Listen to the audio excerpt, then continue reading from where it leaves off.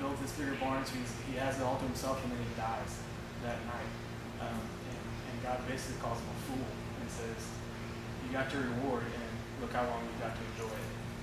And so that's kind of our idea behind what we're doing here is, yeah, we can hopefully, make a living, and maybe make some money, put some money in our pockets, but do some good at the same time.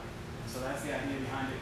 You see here, this is kind of the front page of the website, and again, the concept is to provide a means of income, and a source of food to families that need it. You give them a goat, for example, in a developing country. Not only are you giving them a source of milk that's actually more nutritious than cow's milk, but you're giving them an ongoing source of that nutrition. When it comes down to it, if they absolutely have to, it's something to eat also. For the chickens, not only are you giving them a source of eggs for food, for cooking, for that sort of thing, that's going to continue to produce those, but it's also going to produce offspring that they can turn around and sell, take to the market, sell. They're making money as a family to sustain themselves. And so that's kind of the idea behind it. Now you say, of course, the first question we always get is, okay, why not just give the money to buy the animals and skip the shirt? Is that just an opportunity for you to make money? Well, yeah, it's an opportunity for us to make money, but the bigger idea behind that is, and I mentioned it to a few of you before we started, which one of us wearing a shirt that says, I bought a goat, isn't going to have somebody come up to us and go, what are you talking about? What's with the shirt? And the idea behind that is a conversation. Another organization that I'm involved with, you may or may not have heard of it, it's called Mocha Club. And their kind of philosophy, their idea is you give up 1 cup of coffee a week at Starbucks.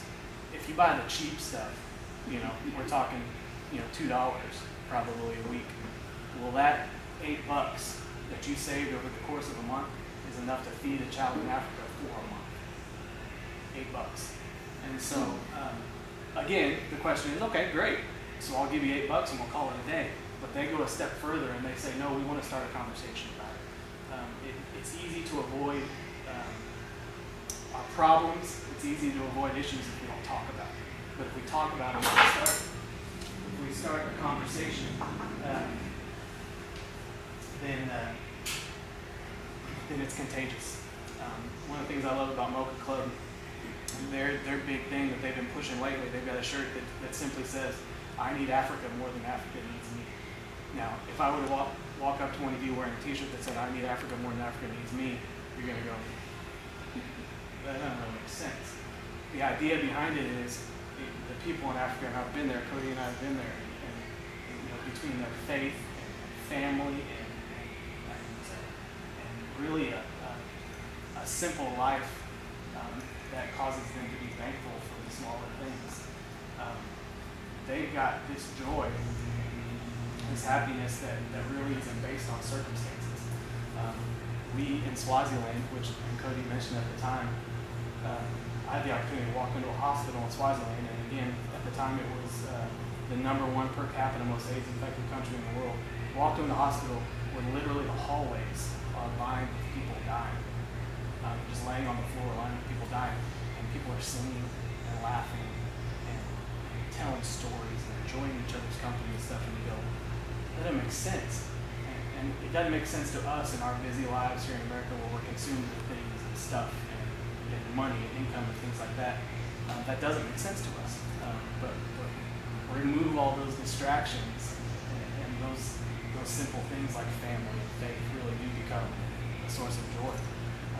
So anyway, back to the point.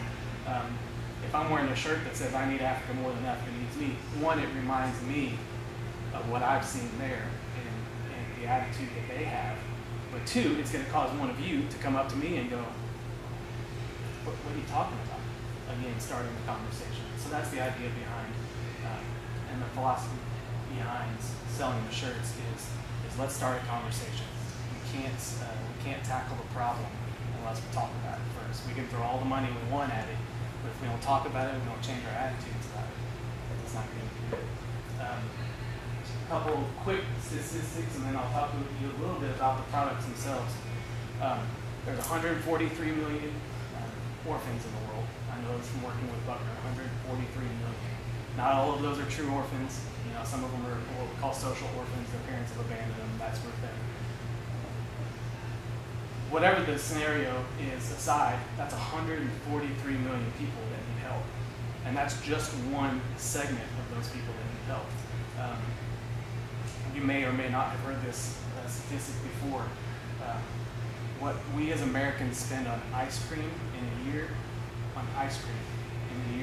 could eradicate world hunger for a year. Absolutely eradicate it. And again, there's the, okay, great, let's find a couple millionaires to write a couple checks and we'll be done with it. Throw some money at it, but in a year the problem's going to be back. And so let's start a conversation about it. That's where the t-shirts come in. Chicken, duck, sheep, and goat are what we've got right now. You can see, as Cody mentioned, you're paying basically for the cost of the animal, the shirt, shipping, that sort of thing. The overhead cost.